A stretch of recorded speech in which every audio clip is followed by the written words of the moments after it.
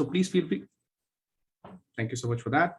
And feel free to use the Q&A chat function to comment, post queries, share your thoughts, and would be happy to take those questions as a part of our panel conversation.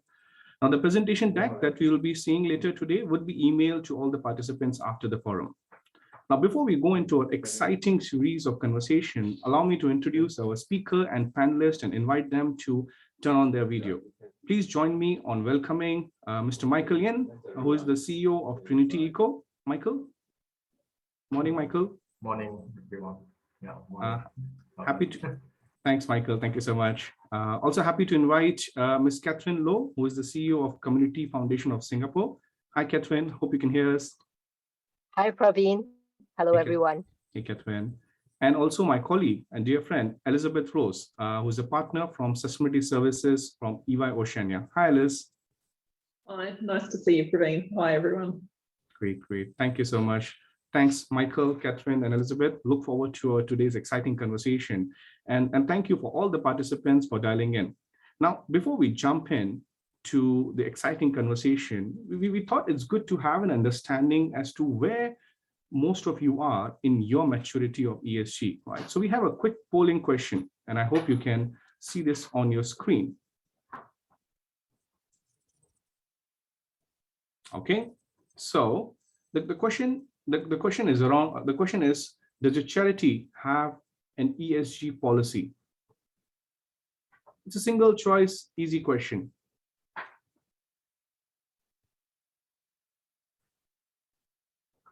And doesn't have to be yes, right? If it's no, it's no, it's all right.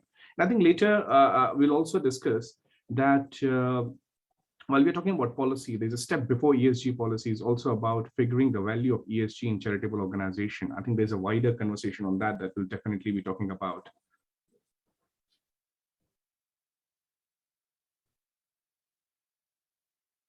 All right, let's give 20 more seconds. It's a pretty straightforward question.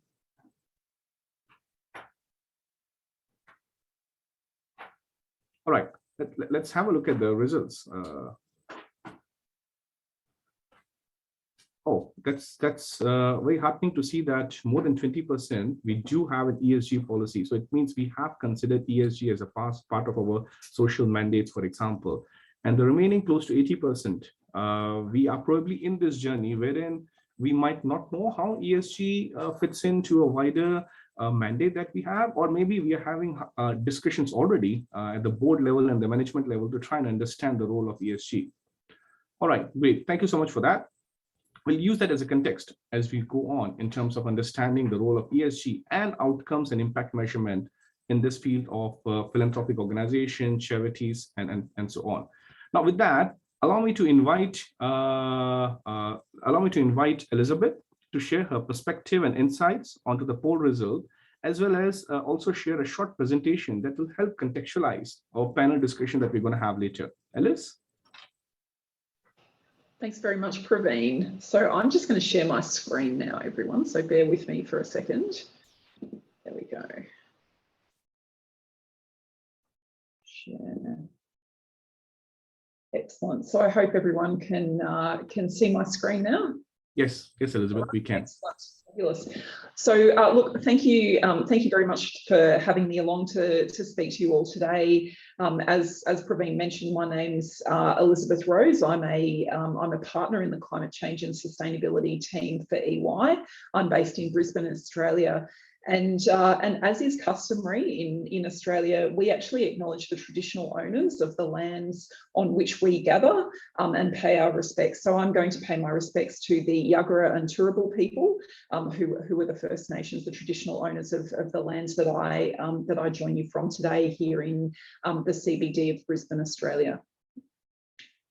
So moving along, I'm just going to flip through my slides here.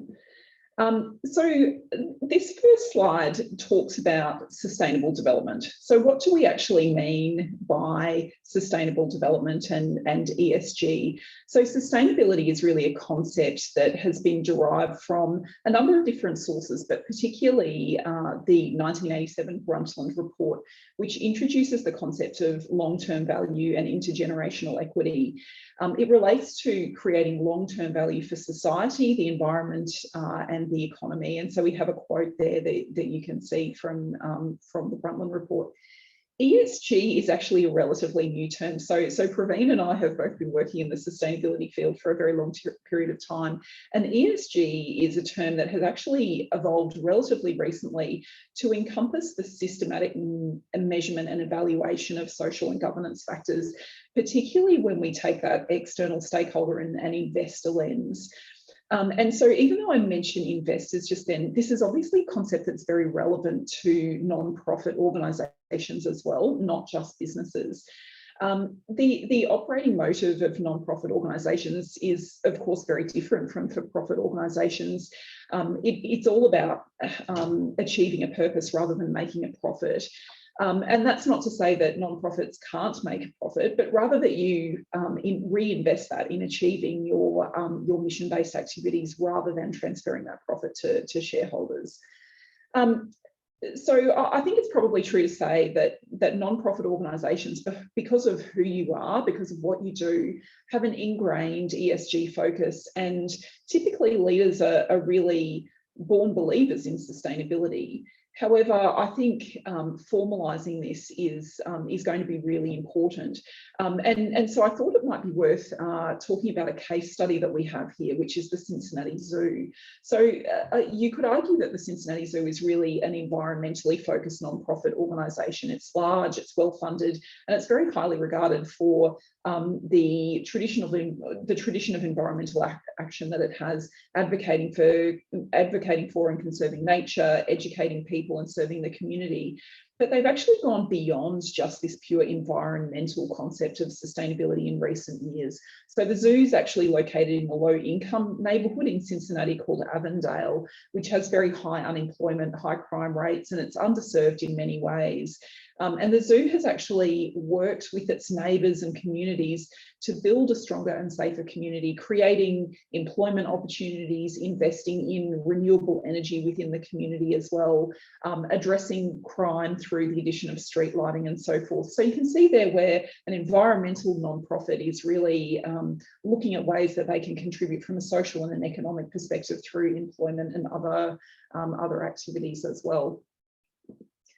So what's the breadth of ESG? What do we mean when we talk about ESG factors? It's obviously a very, very broad concept here.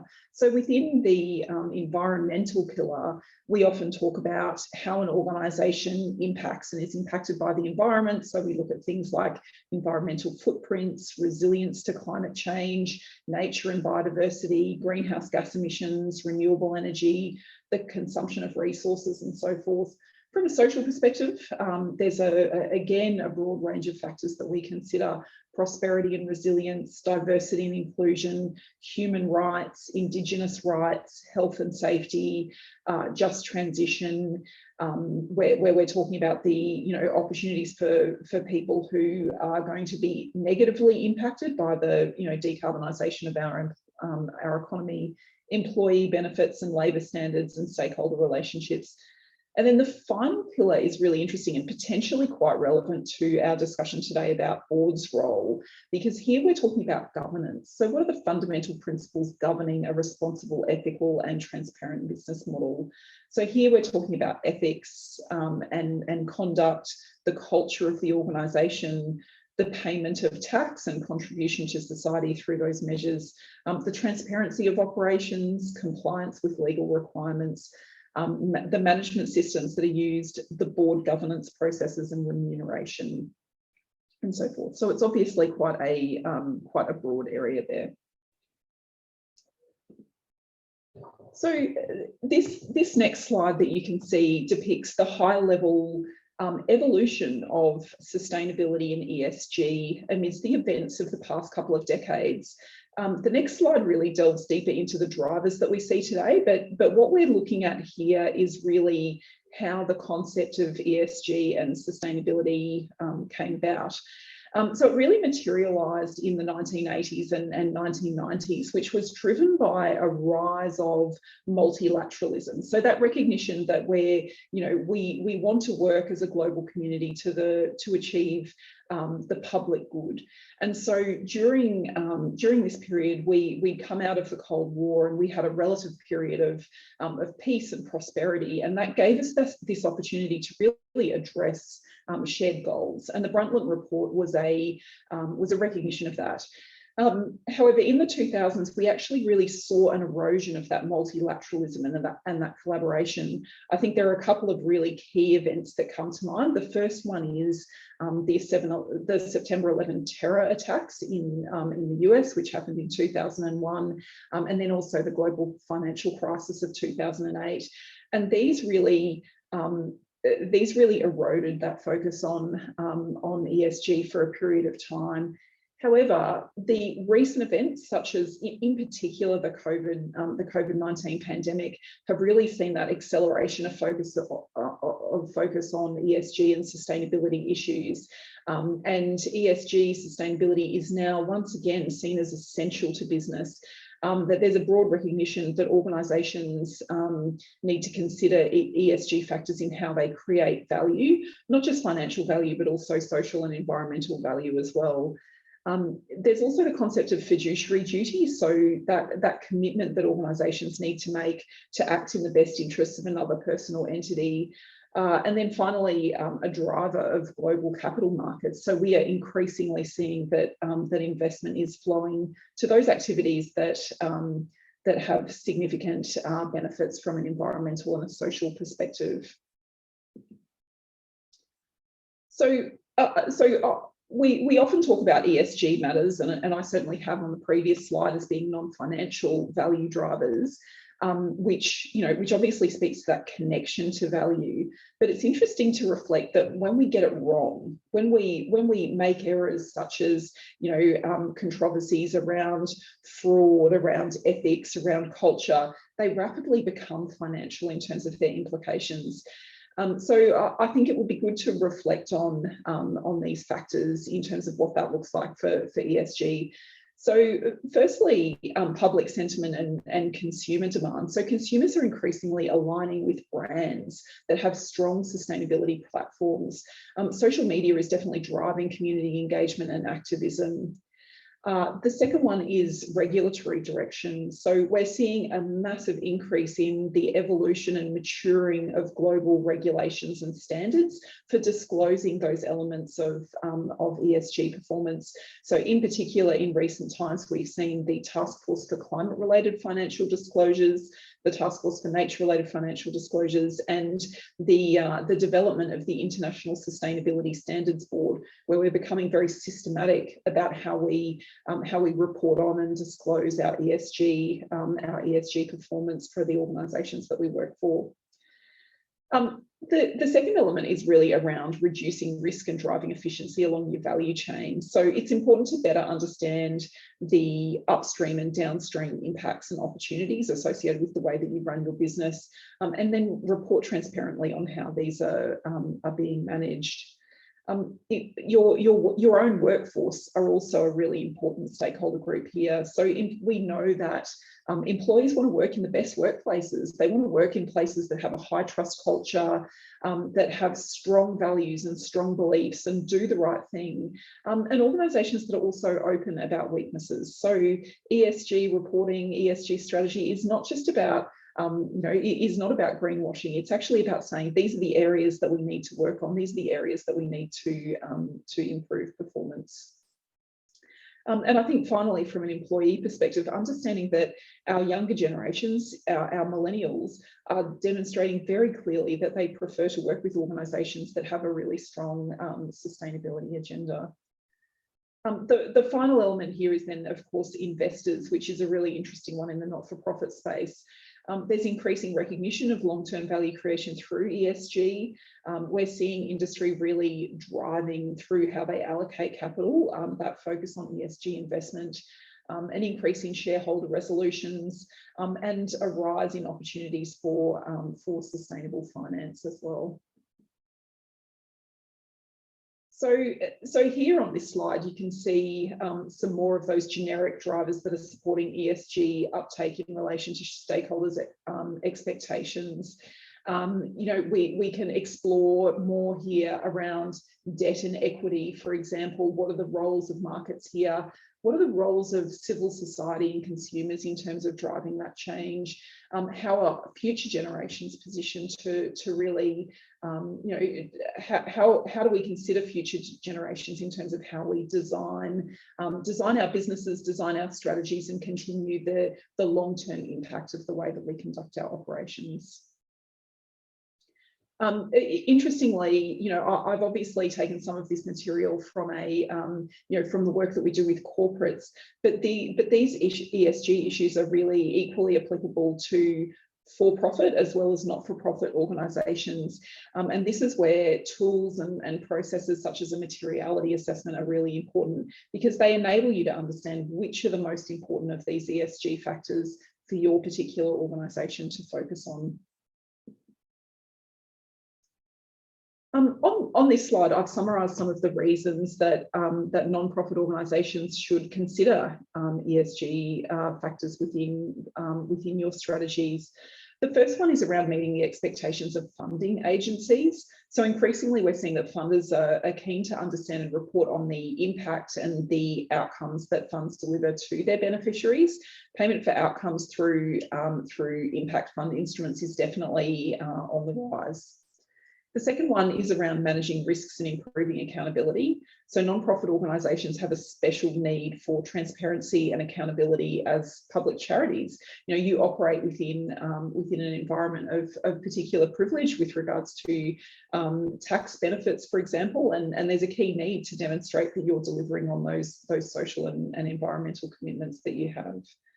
The third one is around creating value over the life of the investment as well. So many ESG factors, if you manage them well, provide an opportunity to create value and enhance outcomes and impacts both directly and indirectly as well. And the final one there is around maintaining a social license to operate. So we're increasingly seeing that society has very ambitious expectations for business, and there's expectations there around transparency in particular. The non-profit organisations actually hold very significant intangible value. So not just is this about the assets that you hold, but also those intangible assets, factors such as the trust that you hold with your donor organisations, the acceptance by the community of the work that you do, and your social licence to operate. So these are really particularly relevant for non-profits.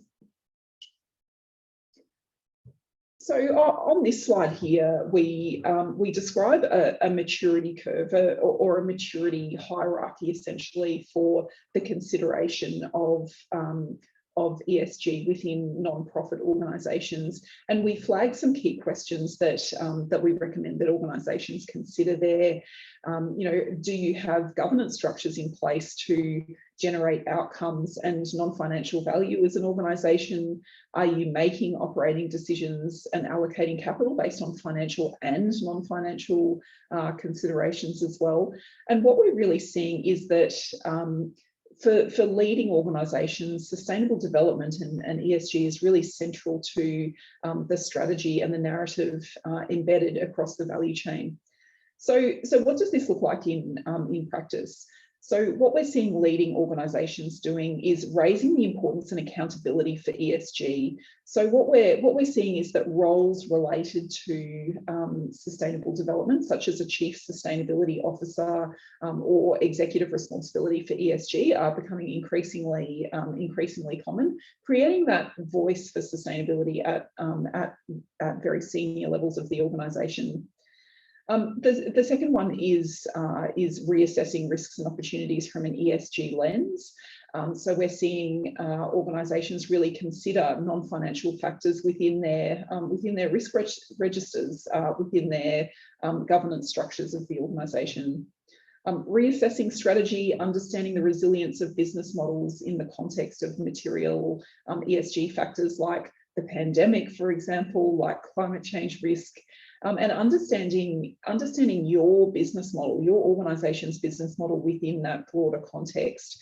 So where are there opportunities for your organisation to play a greater role and create value up and down the value chain?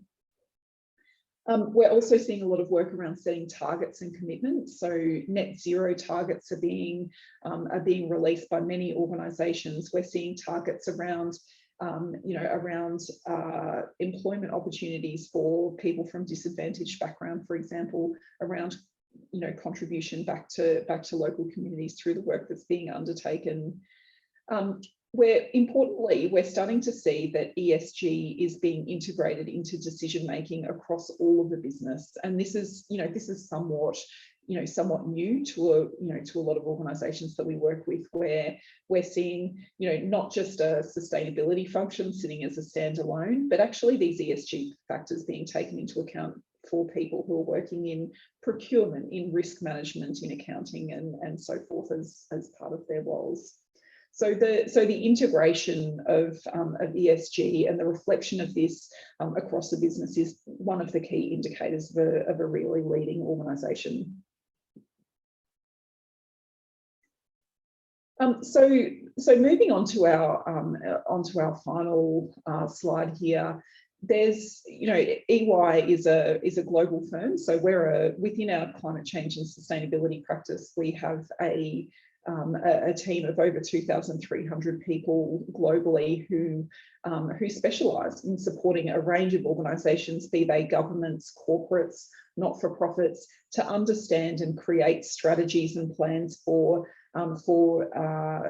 ESG and sustainability, where we necessarily reflect the very multidisciplinary skill set that's required to address issues such as ESG within organisations, where we've won a number of different awards. We've been recognised as the market leader in ESG and sustainability consulting, and we would be delighted to support your organisation in terms of how you consider ESG and integrate it into your business. Importantly, I think one of the key elements of ESG is that it's scalable. I know that there are many leading organisations out there who have made some real very impressive steps with regards to integration of sustainability into sustainability strategies, into business models. But like anything, sustainability is a journey, and often it's starting off small and working up over a period of time to actually integrate it across your business model. We'd be very happy to, Praveen or myself would be very happy to have a conversation with you about what that might look like. So thank you very much for the opportunity to present to you today, and I'm very happy to take questions as we go forward.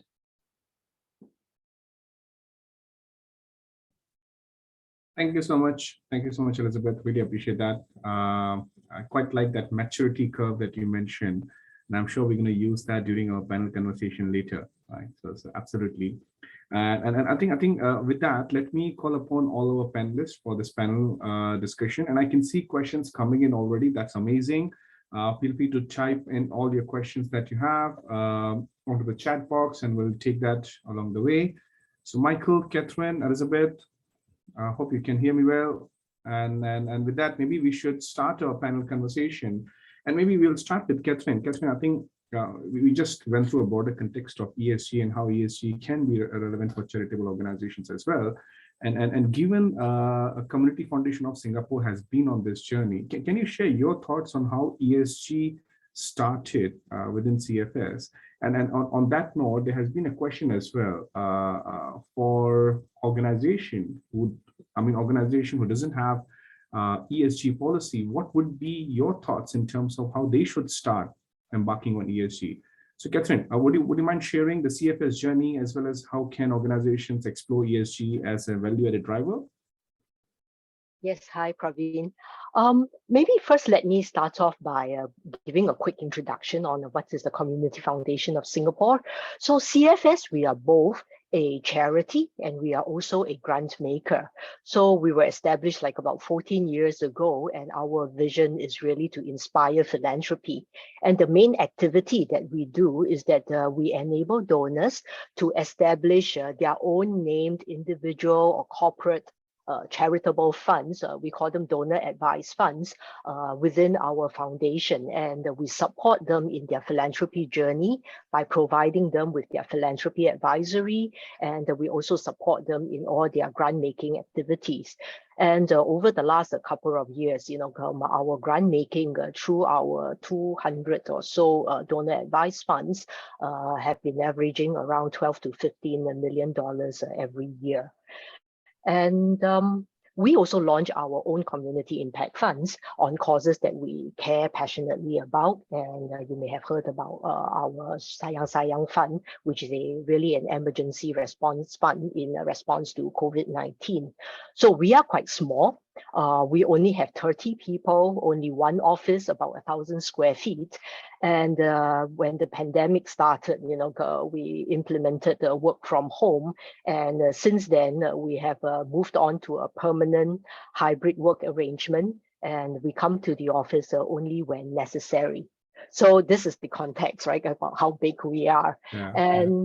And really, to talk about sustainability, we realize the importance of looking at ESG framework maybe back in 2018, 2019, when some of the donors, especially the corporate donors, came to us and said that, they wanted us to incorporate their philanthropy into their ESG structure, into their ESG framework, and how we could help them do that.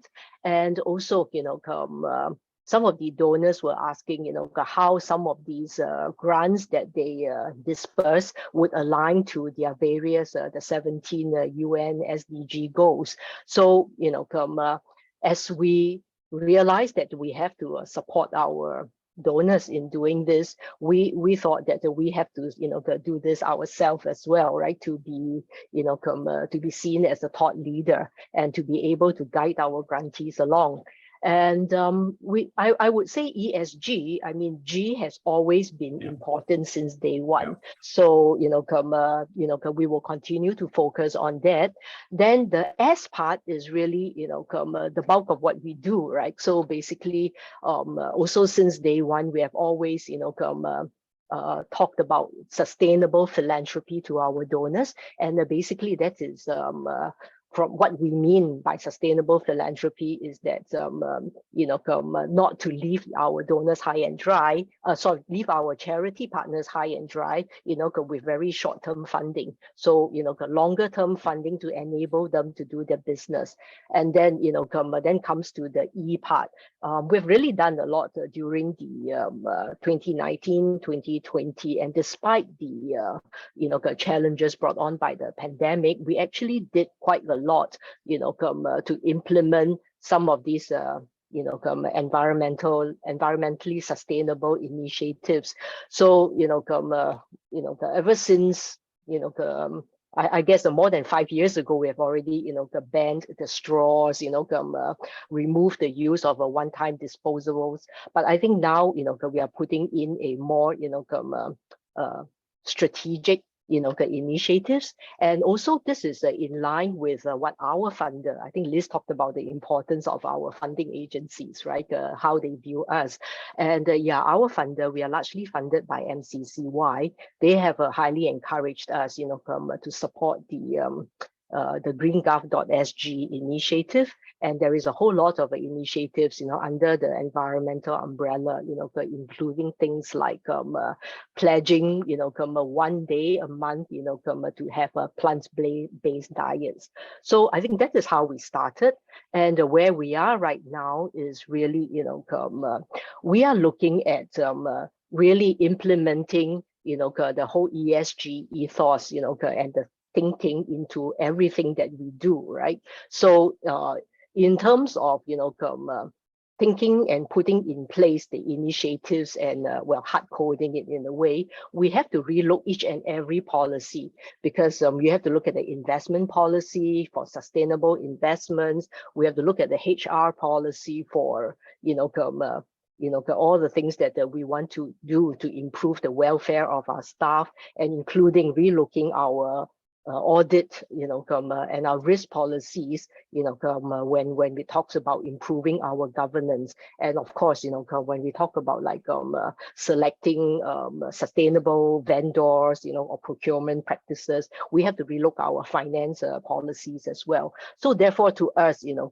sustainability policy is not just one policy, but really, we have to relook at everything that we do. But I would say, don't let this stop, anyone. Just start, by whatever we could do, and then, we continue. It's a journey.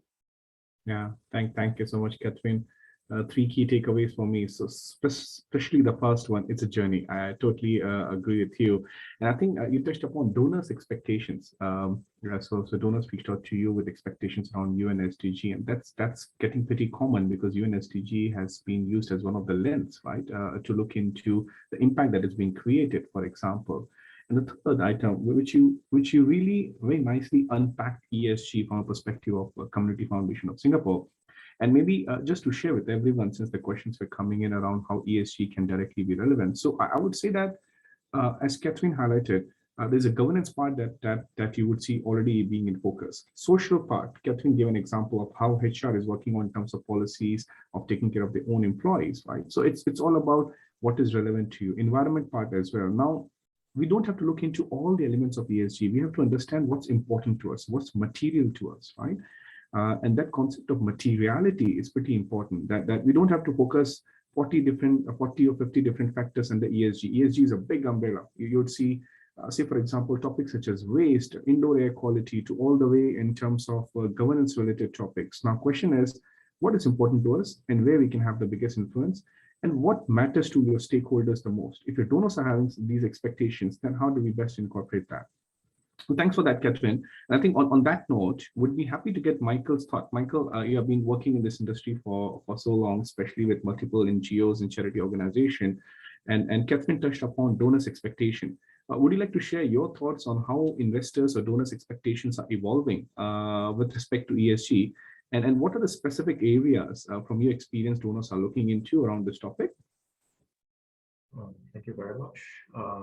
I think in regards to this question, I'll separate it into two parts. One is from investor approach. So we are starting to see a lot of investors asking about, whether, whether the organizations or investees they are looking at has very good ESG management, because we are starting to realize that, or you can say a lot of organizations and banks are starting to see that ESG does play a part in creating business risks for many organizations. And there is a need to actually encourage more companies and more charities to actually look into it, because for one is that there is a survey done by PwC that actually says that ESG risk is a really important component in their investment decision making. That is about 79%. And with more companies recognizing that sustainability risk does impose economic and social risk to their organizations, more are paying attention to it, especially at the board level. So it's safe to say that a lot of this a lot of investors are now willing to actually invest in sustainability funds or even in sustainability projects, even though they do not generate a much higher return than traditional or commercial projects that's without ESG framework. But for charity side, we actually reached out to them before, and I think there is more interest in it, especially around the religious level as well. We are seeing more religious organizations talking about incorporating it or even creating a framework within their communities so that they can create a standard which blends well with not just with ESG management, but also with their religious side of things as well. So in regards to this, a lot of donors and a lot of investors are kind of demanding greater accountability from the organizations that they donate or invest in, because they want to know, one is that whether the organization is doing something more than just generating returns. Yeah. They want to see the organizations giving back to the community, doing something good for the community.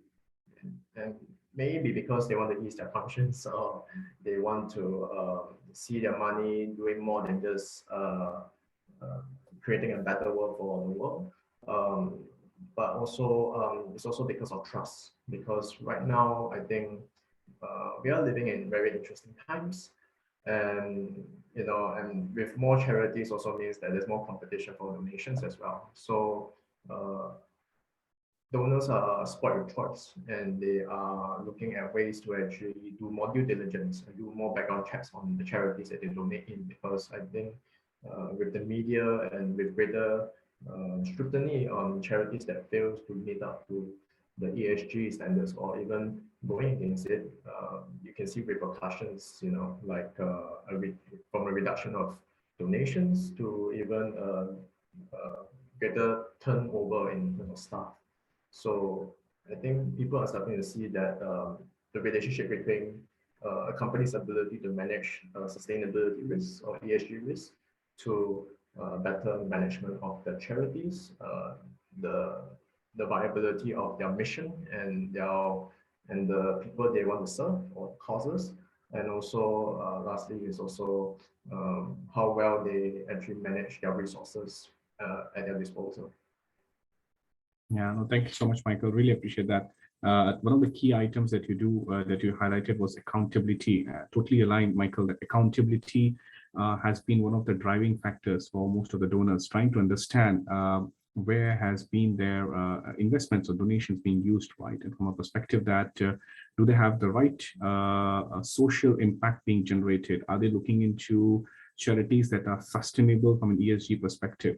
Right. So thanks for sharing that, Michael. I really appreciate that. And maybe Elizabeth would be happy to, now that we have heard the expectations from Catherine and Michael, the wider expectations, would be good to understand from your work with the charitable organization around ESG, what do you think are the key challenges? And in your experience, what are the best way to manage those challenges, Elizabeth?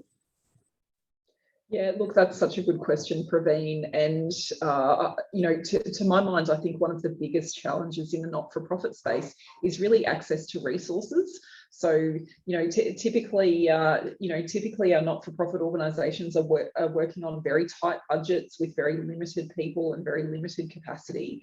And I think often, we talk about, ESG can create amazing value for non-profit organisations, but the challenge is really, how do we do that? How do we find the resources? How do we invest the time and money? And how do we make sure that we're delivering the right outcomes for our investors, for our donors, and for our stakeholders through investment in ESG?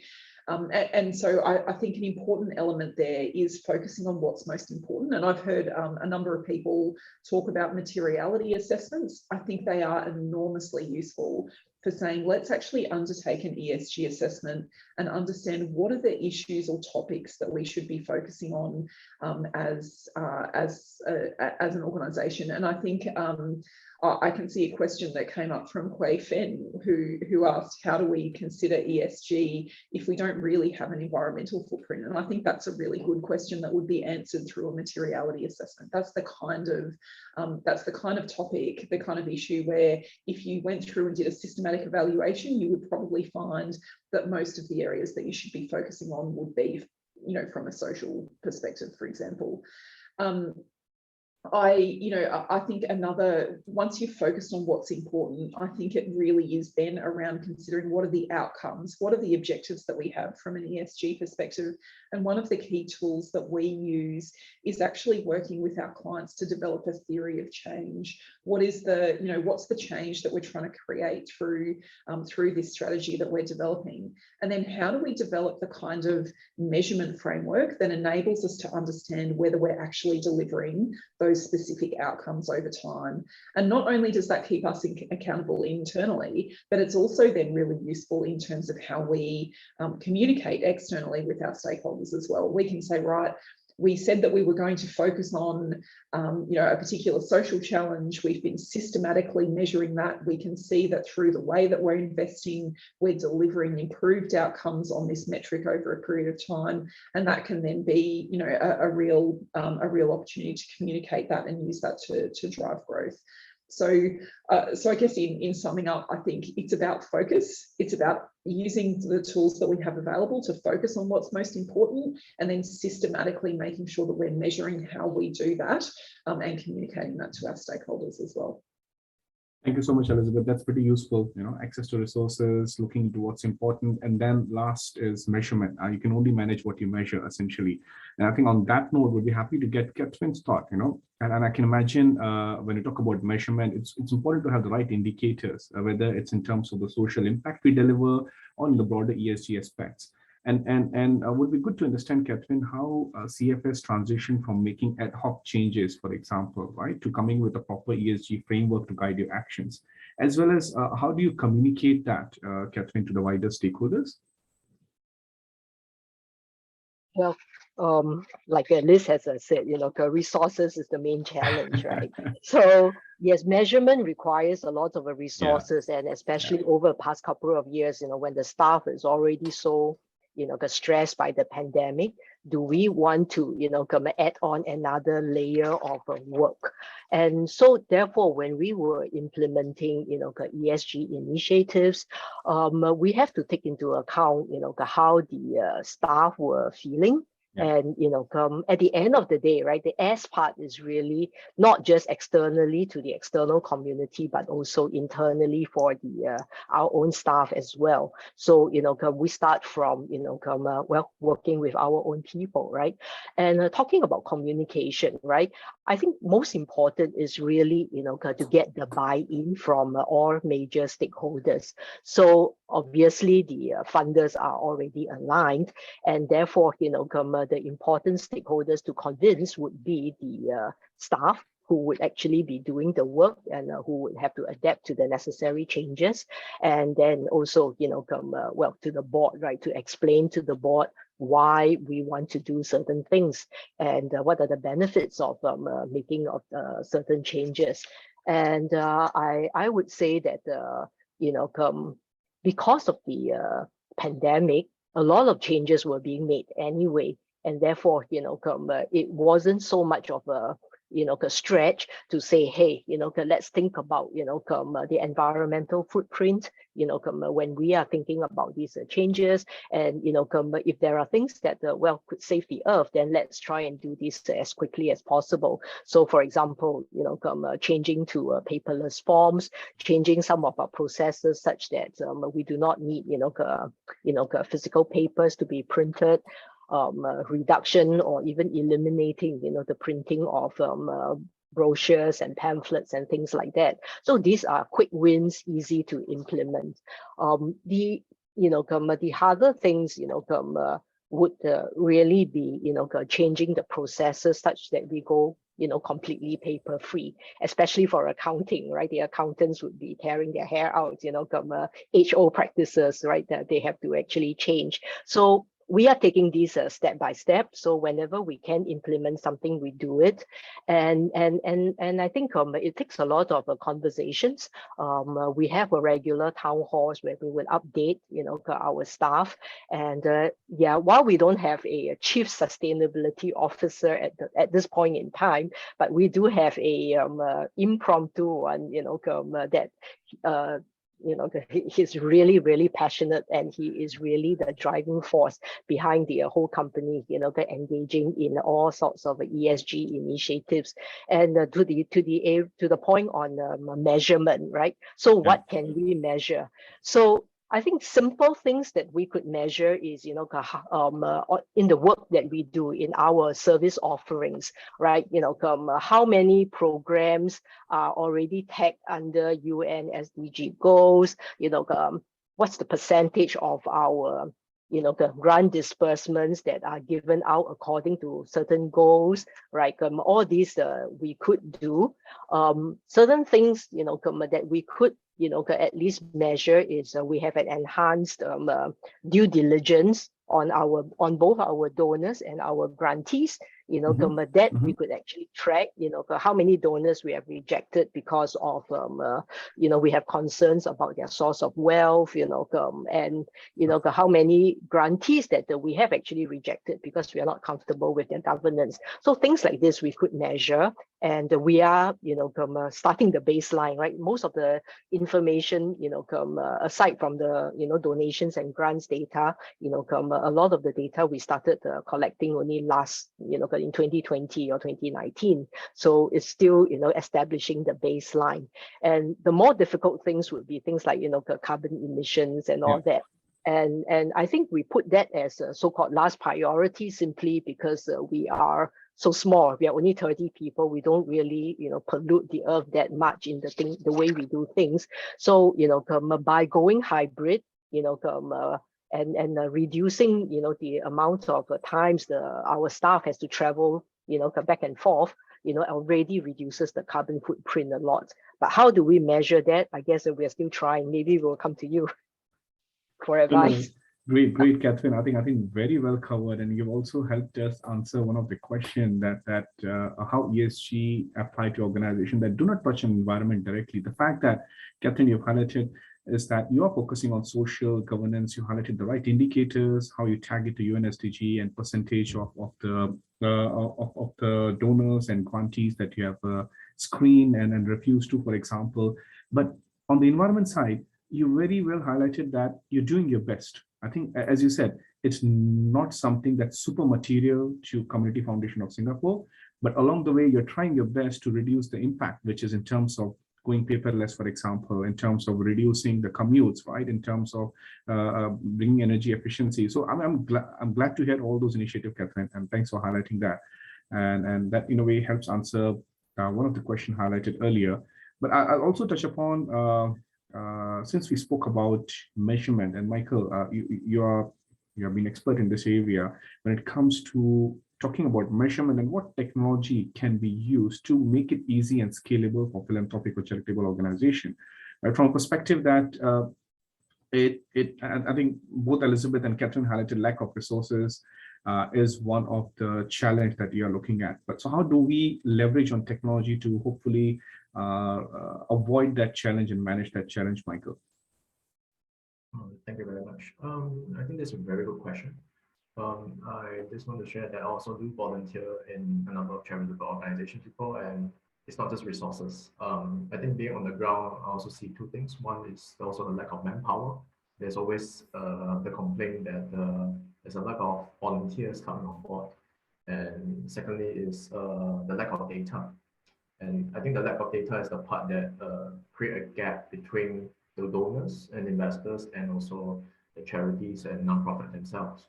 So I think to address them, I will start off with the data first, because that is the most important part. So first is that from a governmental governance level, I think in the end, knowing how to promote the team is very important, because people invest in the people, not just the initiative or the cause that they live in. So whenever a donor or investor is looking into a portfolio or a trust or a charity, they actually look at who are the person in charge. Are the people competent in leading the organizations? Do they know about the cause that they are managing? So I think for one is that making sure that you know what is your goals, what is your benchmark, and what is the standards and frameworks that actually that's required and that's relatable to your cause. That is really important. So for example, like GRI, they have about GRI 400, which actually focus on a number of frameworks and guidelines on some of the issues that EY has mentioned very well in the slides, like diversity and inclusion, and also about work discrimination, etc., so on. So that is the first part that we need to take note of, because that is where you know what kind of data to collect. And some, I think with what is going on, there is a number of apps and technology available for data collections. I mean, there's a number of sustainability reporting softwares. Like Net Zero is mostly focusing on carbon emissions. Hampering is focused on conscious purchasing and so on. But even we ourselves, our company is doing something on helping our clients to actually understand what is their ESG benchmark. Like where do they want to go in terms of sustainability? Do they want to go more on the environmental side, or do they prefer more social focus? So that is one part that we are doing. Another thing would be volunteering. So like I said, there's like a manpower. So there is a number of voluntary apps out there. There is Zila, there is like Singapore SG Care, there is Quest, and so on. So all these apps actually, they are designed in such a way that they reduce the amount of cost required to recruit volunteers, which is also one of the major overhead costs when it comes to recruiting volunteers, and also in terms of charities, total costs in terms of overhead. But they also give incentive for these volunteers to actually come on board. It can be in terms of time credit, where a volunteer, for example, they are volunteer for an hour or so, and in return they can use that credit, that 1 hour of credit, to seek help from other people. So it creates a multiplier effect for both the volunteers and also for the charity themselves.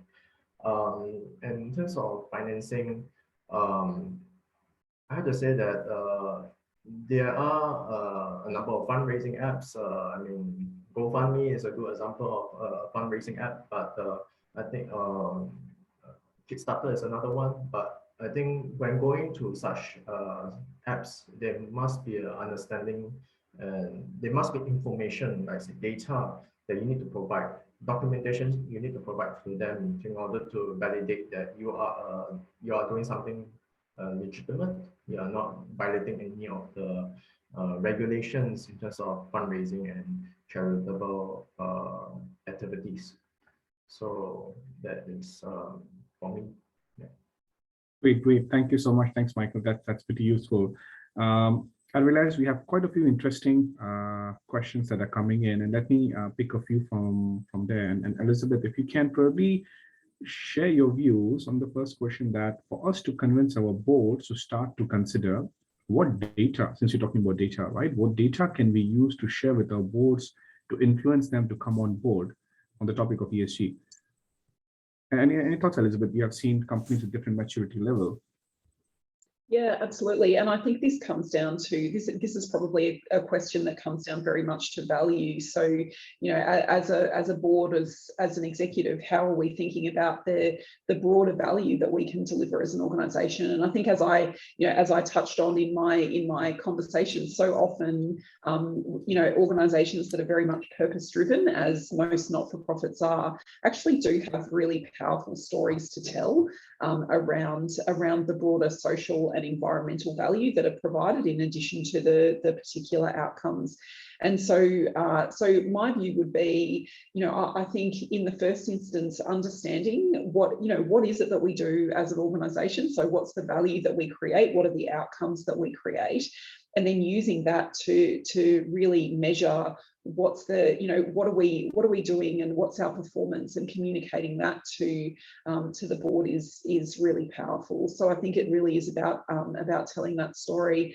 I think when we also reflect about communicating that value to other people, data, metrics, they're all really important. But one of the things that really is engaging is actually to share case studies. And we see that done a lot, is, whether it's an environmental not-for-profit or a social not-for-profit, telling a powerful story about how you're supporting children from disadvantaged backgrounds to attend school, or how an environmental program is increasing the number of a particularly vulnerable species in a wetland, is actually really tangible. People can see that, they can understand that, and can understand the value that's coming out of that.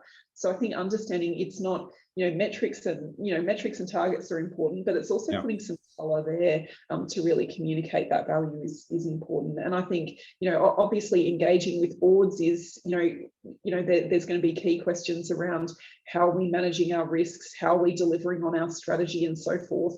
But when we then reflect on our other stakeholder groups who are interested in what are the outcomes you're delivering, I think it's saying, right, what's the balance of information that we need to put out there, and what really engages with those stakeholder groups.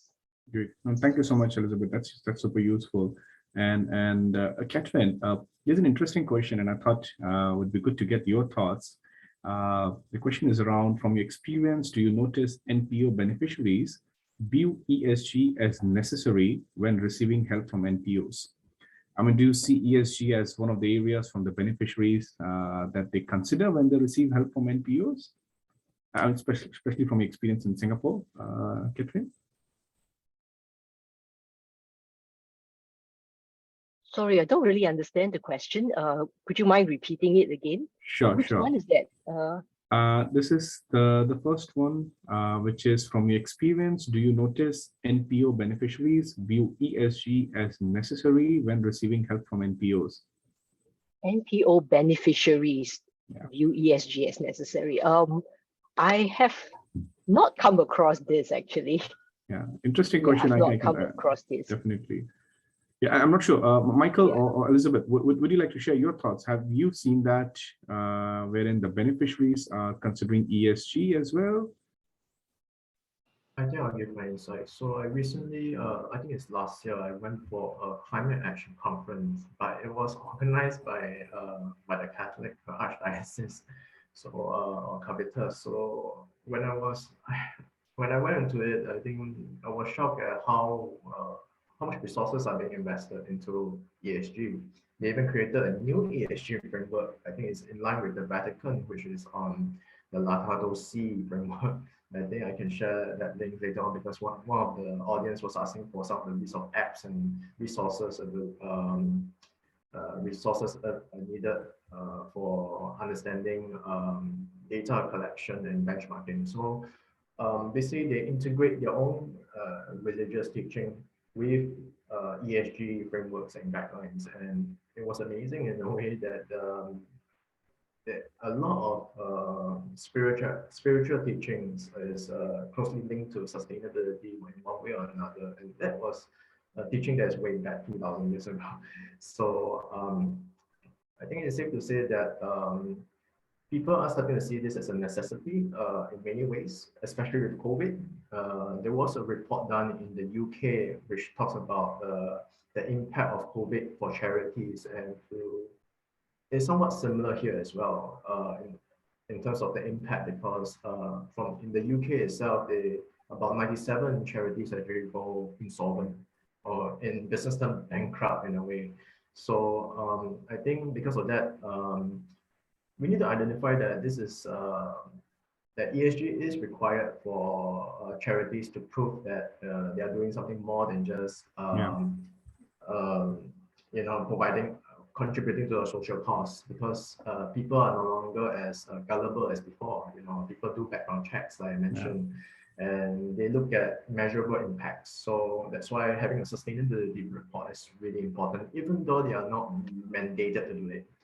And the report can be really simple. It can be as simple as, how many people have they impacted, what are some of the case studies they have done, what the projects they have done in certain communities, how are they adapting to COVID? So like, are they going digital to reduce their overhead costs? Because traditionally, most people use a lot of paperwork and doing a lot of manpower intensive activities to do all this paperwork. But now with technology, you can actually simplify a lot of these things, from accounting to volunteer management, all the way down to activity management. So that is things that people can look at. Another thing is that I think what I can say is that perhaps linking some of the social causes to some of the ESG goals, like the UN SDGs goals that they meet, does help people warm up to the charities, and also encourage them to actually approach them in their office, because people want to actually go to go on site, even though we are still in somewhat semi-lockdown period or transition. Yeah. But in the end, people want to invest not just in the charities brand, they want to know the people behind the charities and the people they are serving. Great. No, thank you so much, Michael. That's useful. And by the way, you touched upon apps and toolkits earlier, application and toolkits, and there have been overwhelming requests all over the place to share those apps and toolkits with the participants.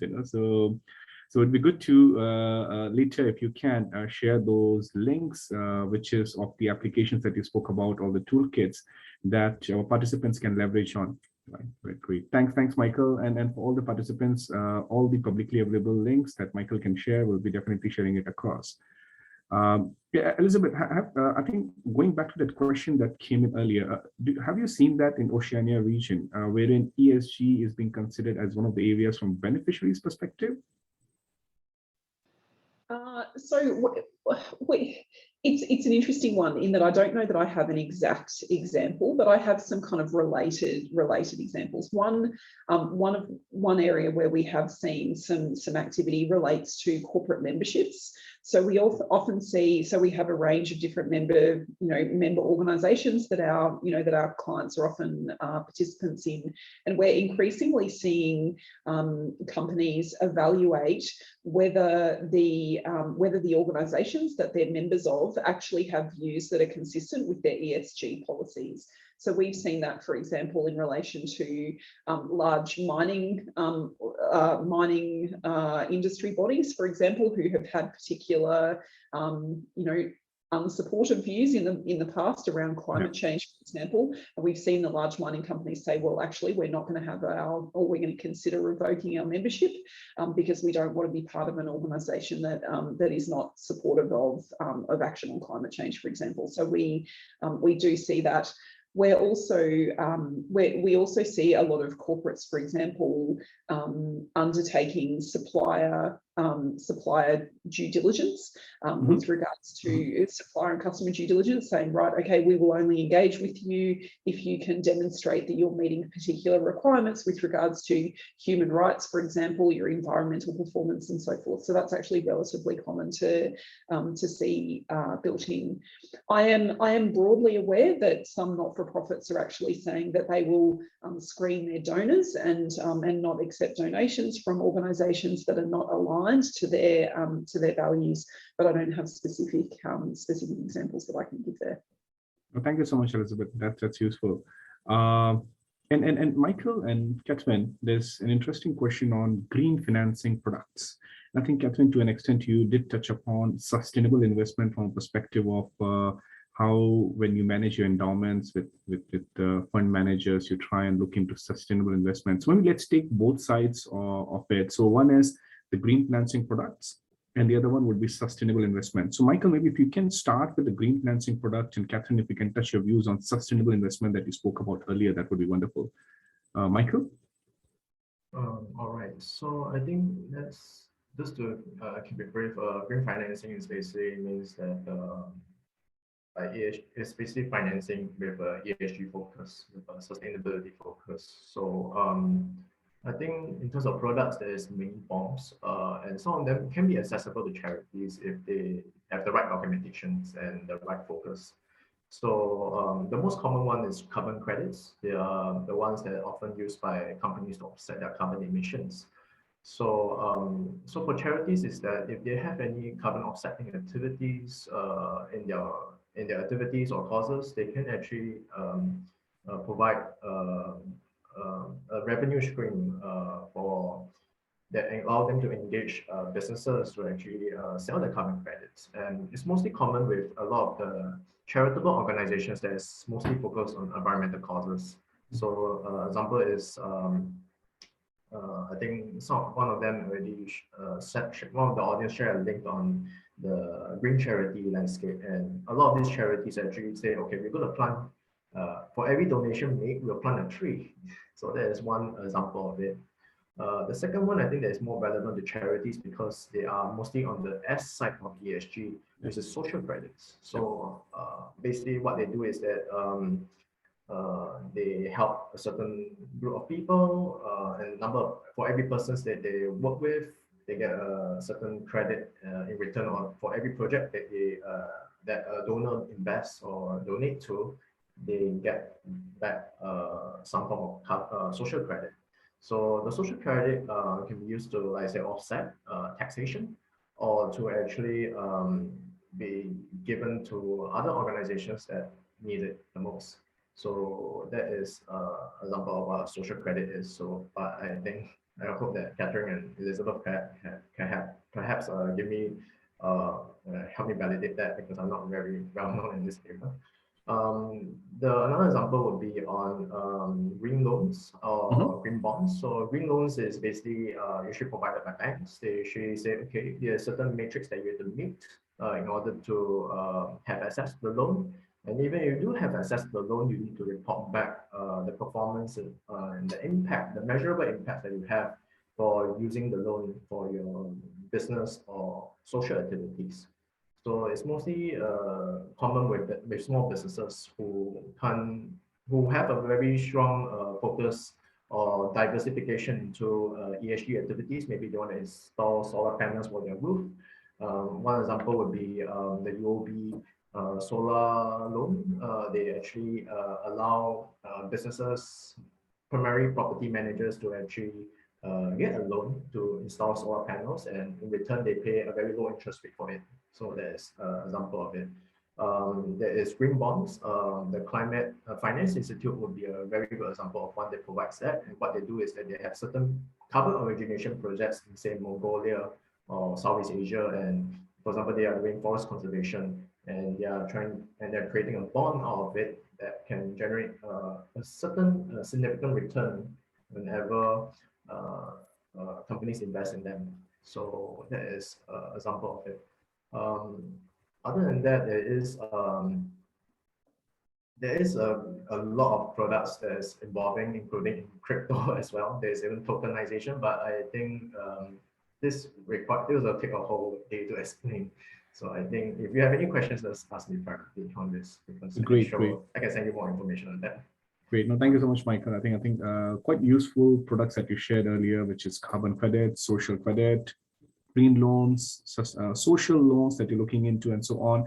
And I must highlight, just to add on to Michael's point, Singapore is, when it comes to the ecosystem or infrastructure around sustainable financing, Singapore is considered to be one of the leaders in the region. So clearly you can leverage on the right grants that are out there, the financial institutions that are willing to explore these products. So thanks, Michael, for sharing that. And maybe Catherine, from your perspective on sustainable investment, right? Are there any thoughts that you'd like to share on how CFS is exploring that? Yeah, so maybe I touch on the two things. One would be how we invest our own endowment funds and our reserves, and another I would also talk a little bit about how our donors now are looking at sustainable investing, impact investing, and terms like that. So on our side, we have been managing our own endowment funds for more than 12 years now. And I would say that ever since day one, we have already told our fund managers that we would not like to invest in companies that environmentally pollute the earth, or we do not want to be invested in companies that are morally questionable. For example, say gambling stocks. So we have had that implemented since day one, and now with a lot of all these dedicated sustainability funds being offered by the various fund managers, we are actually evaluating these and to see if these are actually good investments to be made into our portfolio. Just that because of the volatility in the markets recently, we have not actually taken the first step to be actually invested in one of these funds. But this is certainly something that is interesting. And in fact, we do have donors, who ask us to manage their funds, say, do you invest my money, or my donation in such, funds? So definitely, this would be something that we would be looking into. And another thing that I'd just like to touch on is because here I assume a lot of the attendees here are from the various charities. Donors are increasingly talking about, using terms like sustainable investment, impact investing, things like that, right? And they like to see, some ESG angle in, the grants that they give out. So oftentimes we would actually have to work with our grantees to see how we could actually, position their grant proposals such that it actually meets some of these ESG guidelines that our donors may have. So for example, we could be talking about an elder care facility, talking about ways to engage the elderly. However, because there is a donor that is interested in, say, greening the environment, we could marry that and say, hey, how about coming up with an activity that the elderly, works on a community garden, right? Or a school, builds a vertical garden, a vertical wall, a green wall, as part of their renovations. And so, we could also tap on, the donors who are interested in, giving, to some, green initiatives. So very oftentimes we will have to, try to match what the grantees are looking for with the wishes of the donors, and very often we could always find ways where we could marry the two. Great. Thank you so much. Thanks for highlighting that. I appreciate that. And so maybe I would just give in the interest of time, and I could see there are quite a few interesting questions coming on board. Elizabeth, there's one of the interesting question which is in terms of which is in terms of the fact that how do we keep a balance between ESG and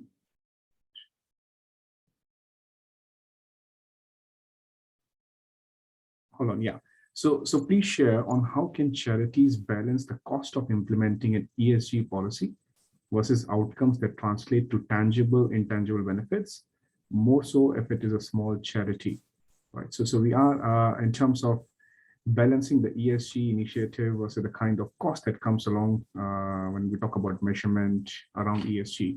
So I'd be happy to have your views, Elizabeth. Yeah, absolutely. Look, it's such a good question. And I'm always really conscious in this kind of forum that we have, we're talking to a whole lot of organizations who don't have lots of resources at your disposal. I think implementing ESG strategies and frameworks is hard enough in for-profit organisations that have lots of resources, let alone in not-for-profit organisations where typically we're constrained by both the number of people, the amount of time, the reliance on volunteers, and so forth. I think, going back to earlier discussions that we've had, I think it's really important to be scalable. So focus just on, understand that ESG is something that needs to be core to your business, core to the value that you create, and use basic tools such as the GRI's materiality assessment process to enable you to understand what is most important. And so if you are a social a social not-for-profit, that you're really focusing on measuring and managing those impacts that directly relate to the value that you create, and that's where you focus on what's core to you. I think that's going to be the key, is making sure that you only undertake the measurement, the reporting that directly relates to your business. So ESG is really important, obviously, but if you're a social not-for-profit, environmental issues are probably not quite so important, unless there's an opportunity there to use this reporting to actually attract more investment, for example. I think focus on just what's important is the way to reduce the workload associated with it. Thank you so much, Elizabeth. I'll take one last question, and maybe Michael, if would be happy to hear your thoughts on a question by Anna. From a business model perspective, how sustainable is it to keep relying on donations and volunteers in many NPOs? How would you recommend NPOs approach these challenges to address this for the long term? Any thoughts, Michael, there? Okay, I don't really fully understand the questions, but I'll try to answer this. So I do agree that with COVID and a lot of this socio-economic crisis that we are having right now, it is really difficult, not just for businesses to get funding, but even charities to get donations. And I think a lot of charities are starting to realize that a donation-driven approach is no longer as feasible as before, because first and foremost, a lot of the activities that require on-site donations, like say fundraising activities, like charitable events and all this stuff, are no longer as easy to implement because of safe distancing reasons. So so we do get calls from a lot of charities saying, okay, we are dipping on our reserve. That's what they're saying. What other ways can we diversify our revenue stream without violating a lot of the charitable regulations? And while donation is still going to be their main bread and butter, but also I think another way is to say digitalize and commercialize a lot of the causes that they have. So green charities is really straightforward because they have already that system. You know, they have that business model, which is a carbon trading model in a way. But I think for charities, they would need to find a way to actually commercialize the social credit model, because that is not as easy to implement because of a lack of awareness. And is secondly is that there is a lack of knowledge and understanding of the system, even among sustainability professions themselves. So there is a need to evolve that and build a more vibrant. Though there is progress being made in other countries, like social exchange, for example, social credit exchange. I think it's in Europe or in America, but I need to do a bit of background work. But another way is also I think maybe for example. Some charities, they do have what they call a shop, a thrift shop, you know, where they actually sell second-hand goods or donated goods that is given to them, and the money that is being donated or that is being used to purchase those goods be used for charitable causes. So I think the challenges right now is that because they can't open, some of the shops can't open because of for whatever personal or administrative reason, they can actually go online to do that. And the good thing is that they only need to come to the place when they need the stuff. And it also at the same time declutter a lot of the goods that they have, because they also face storage space issue. So in other words, additional costs have to be spent on storing those goods. And I think if they can't store the good, they will throw it away, which has environmental implications to it. So I think having either a sharing economy where they allow them to share and rent, or a place where a digital platform where they can actually sell second donated goods in return for donation, that would be the best way forward right now. Thank you so much. Thanks, Michael. Pretty useful and insightful, Michael, on that, especially on social credit exchange that you highlighted earlier. But given that we have reached to the end of the panel, and Catherine, Michael, and Elizabeth, maybe it would be good to get your thoughts in less than 20-30 seconds, if it's possible. What are your last remarks that you would like to share, or any tips that you would like to highlight to all the participants who will be embarking on this journey? And clearly we saw 80% of the participants are not on this journey yet. They might be on this journey, but they might not have a formalized structure yet, for example. Would be good to get your thoughts, starting with Catherine. Well, I would say, don't wait, start now. Learn about sustainability through, talks like these, assess areas for improvement, find opportunities to implement some quick wins, create a longer term vision, and implement the changes. Wonderful, Catherine. Start now. Absolutely. Yeah. Michael. I think to summarize this is that we are starting to see that that charities need to be ESG compliant in order to be more viable, not just for their organization as on an operation level, but also on a reputational level as well when they engage donors. So I do encourage, even if you are new to this, to learn more about it, and to create just focus on this one small goal, because I think like what some of sustainability advocates like Esther An from CBL say is that it's not about quantity of goals. You don't have to meet all the goals. Just meet one really good, a very small goal with extraordinary impact and effort. And if people can see it, they will come on board eventually. That's lovely, Michael. Thank you so much. Elizabeth. Look, I think Michael and Catherine have made some really amazing summaries there.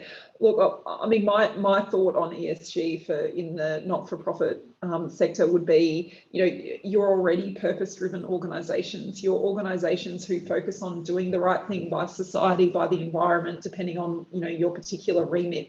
So, if any organisation is well positioned to drive the ESG agenda, it's definitely not for profits, and I think there's an enormous opportunity there to seize that culture that you have of being very purpose driven and of addressing some of the greatest challenges that we have out there, and really use that to communicate the value that you provide. I think not-for-profits work at this kind of intersection of market failure. This is where you step in when something's not being addressed adequately within our market, and so you're enormously well positioned to demonstrate how you build this into your business model and create value for the long term. So excited by the opportunity for the not-for-profit sector to embrace this, and definitely keen to support any of you if there's if you're looking for any advice as well.